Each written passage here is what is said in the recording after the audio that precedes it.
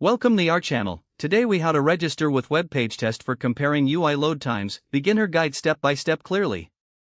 To get started, open your web browser and navigate to the WebPageTest website. Once you're on the home page, locate the sign up option in the upper right corner of the page. Click on the sign up button to initiate the registration process. You will be directed to a sign up form. Fill in your email address in the designated field. Create a secure password and enter it into the password field. Make sure to confirm your password in the next input field. If there are any additional fields, such as username or organization, complete those as well. Review the terms of service and privacy policy, then check the box to agree. Finally, click on the Create Account button to submit your registration. You should receive a confirmation email shortly after. Open your email inbox and look for an email from WebPageTest. Click on the confirmation link provided in the email to verify your account. After confirming, return to the WebPageTest website and click on the Login button. Enter your registered email and password to access your account. Once logged in, you can start using WebPageTest to compare UI load times.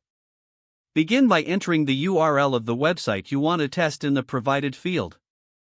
Select the test location and browser from the drop-down menus as needed. Once the settings are configured, click the Start Test button to initiate the loading process. After the test is completed, review the results that are displayed on the screen. You can compare various metrics, such as load time and rendering speed, in the provided graphs. Feel free to run additional tests by repeating the earlier steps with different URLs or configurations. Now you are ready to utilize WebPageTest for analyzing and comparing UI load times effectively. If the page does not load, refresh the browser or try again in a private or incognito window. Make sure you are using the correct email address, then retype it carefully to avoid small typos. If your password is not accepted, use the reset option and create a new strong password you can remember. Check your spam folder for verification or security emails, then complete any requested confirmation steps.